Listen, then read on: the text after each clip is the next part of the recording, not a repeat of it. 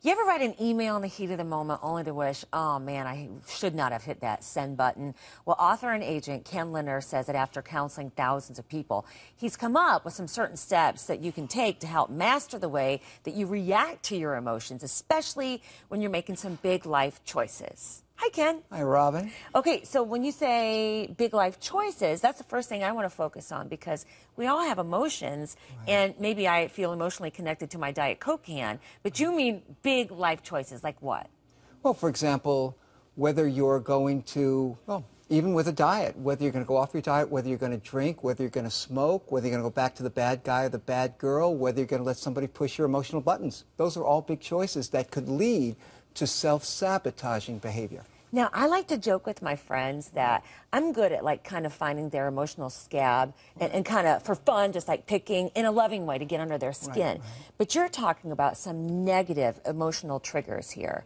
So how would I be able to identify my own and our viewers' own emotional triggers that you call your PET triggers? Yeah. You know, Robin, you hit upon a piece of gold. You know, just sort of identifying someone's scab is exactly what you want to do for yourself. You want to self-motivate you to make a great life choice. So if you could figure out, for example, somebody came to me and their father had esophageal cancer, their brother had esophageal cancer, and they could not stop drinking. So what I did was I helped him actually find the scabs. What I did is I helped him find the personal emotional triggers. So what I found for this person was what he cared about, hated, loved the most were, one, he loved his autistic daughter, and if he died from esophageal cancer from drinking too much, he wouldn't be there for his daughter Luann, who was autistic, and he was the caretaker for her. Two, he could not fathom the visual of thinking about his mother burying him. The third is he wanted to be there for all the blessings for his other children, their graduations, their grandchildren.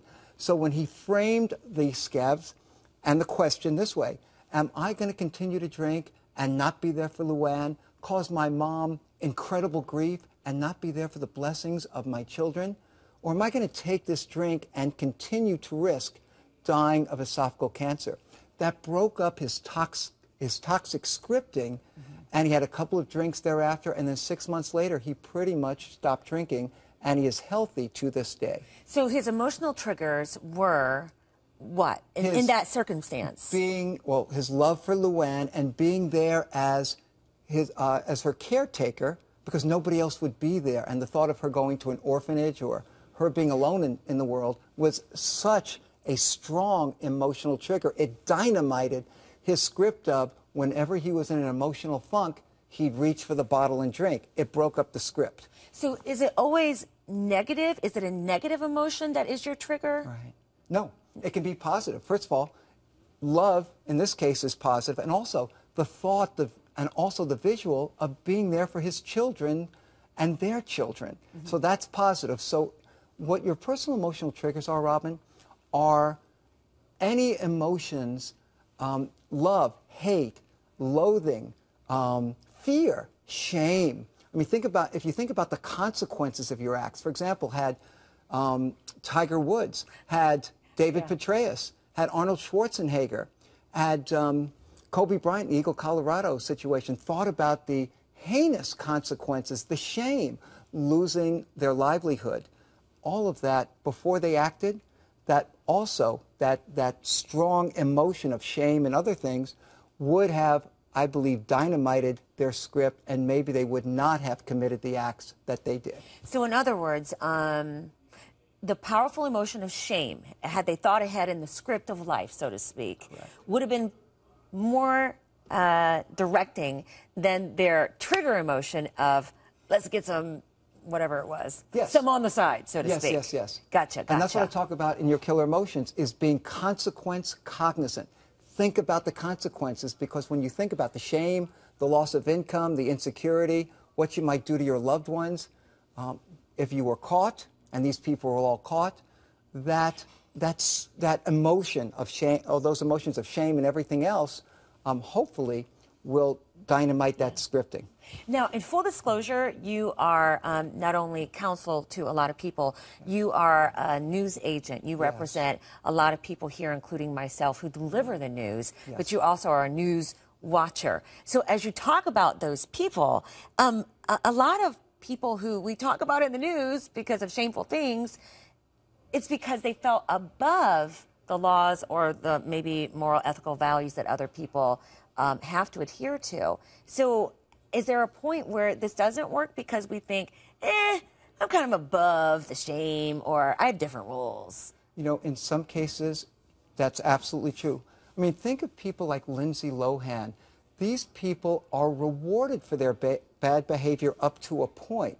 I mean, you remain relevant by staying on the front pages of the tabloids. So we positively reinforce bad behavior up to a point. But when you cross that point, then you are self-sabotaging yourself through your life choice making, and then it will be a problem. You know, we all have emotions, and some of them are what people call positive, some of them are happy, some of them are sad, but in reality, they're not good or bad, they just are. So you're talking about the way in which we channel that emotion and then react to it. You've so hit it. Emotions aren't per se good or bad. It's the act or the expression that they trigger, which is good or bad. So anger could lead you to make an amazingly positive life choice. For example, I once heard on a news show that this person felt that Tom Brady, the great quarterback for the Patriots, and Bill Belichick, the great coach of the Patriots, they were underrated. They were not perceived as good as they turned out to be. They didn't get credit for their talent. They didn't get credit, and they were disrespected. As a result, they had this emotion to prove themselves, to show everybody. Maybe it's an anger, but whatever it is, I believe they channeled that potentially negative emotion into positive things of bringing it every Sunday morning and showing people that they are the best ever. Got ya. So how do you think people then can maybe move beyond old emotional scars? Because for most of us, the way we direct ourselves in lives comes from emotions that are deeply embedded and stories that we've told ourselves, and those have become our scripts. For example, I'll tell on myself that for me, a deeply embedded emotion is the need to have approval. And so there's been times in my life where I have bet myself to be and fulfill other people's prescription of perfection, whether it was on the air or in life. Must be this, must be that, and we'll make them happy. Instead of going, I'm all right as I am. So that's authenticity. But it was so deeply embedded that it's something I struggle with all the time. So for someone else who's struggling with a really deeply embedded emotion, like, I don't deserve love from my mother because she hasn't shown it. I'm not talking about me, but it's a story in your book. Right. Yeah. How do you recover and not react to that? Well, I think there are a couple of steps. First of all, what you've already done, Robin, and I talk about this in your Killer Emotions, is first thing you have to do is be honest and identify that there is a behavior or a script that you keep playing out that can be toxic. And the need for approval can be, in some instances, fine, and it can be self-defeating or self-sabotaging. So you have to, one, identify that there's a problem or a flaw that you want to change. The second thing is that if you can find your personal emotional triggers, that's how you dynamite a toxic script. Because what it is a toxic script is behavior that you reflexively act out. So, for example, the person I mentioned about the drinking, every time he'd hit an emotional funk, he would reach for the bottle reflexively. What I did was help him take a moment and pause and say, are you going to basically abandon your autistic daughter? Are you going to cause this pain to your mom? So if I were talking with you, I would say you need to, before you take that act or make the move to get the approval, do you really want to do that? And what will the consequences be? And will those consequences be so harmful, shameful, negative that it stops you in your tracks from continuing to play out the script? I mean, I would like to say that we all have time to react and to think about how we're going to react to our emotions, But the simple truth of the matter is you don't. And sometimes that's the story that's on the news, right? Where somebody, boom, punch Snooki in the face. Right. Where it's a moment that you react, no matter what the story is. We don't always have the luxury to react. So how do I use this now? That's such a great question. In your Killer Emotions, I talk about there are 4 steps, and we call it the prevent offense. And what it is you prepare for those kinds of life choices ahead of time. And I'll tell you sort of a very honest story. And the honest story is, there are times when people drive me crazy, but I just wrote the book on your killer emotions. And the first thing I say to myself is, I don't care what anybody does. I'm supposed to be the master of emotions. I'm not going to let anybody tweak me, push my emotional buttons, because that would be counter to what I'm talking about in my book. And even though I'm human, I have to be the person who sort of is the ambassador or representative of how to control your emotions. So beforehand, I prepare myself for any tweaks. We have 1 minute left, so tell me about, we've talked about a lot of people's personal emotional triggers and their own story, but what about yours? Well, I was an obese child, and the reason why I was an obese child is because I perceived incorrectly that my dad didn't love me because he always worked, and my mom was always there for me, so she must love me.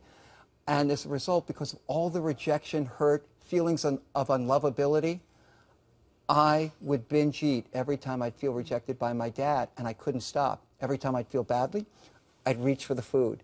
So I know, as well as anyone, how when emotions overwhelm you, you make self-sabotaging acts. So it's been my mission in life to help people not be sabotaged by their emotions and their urges.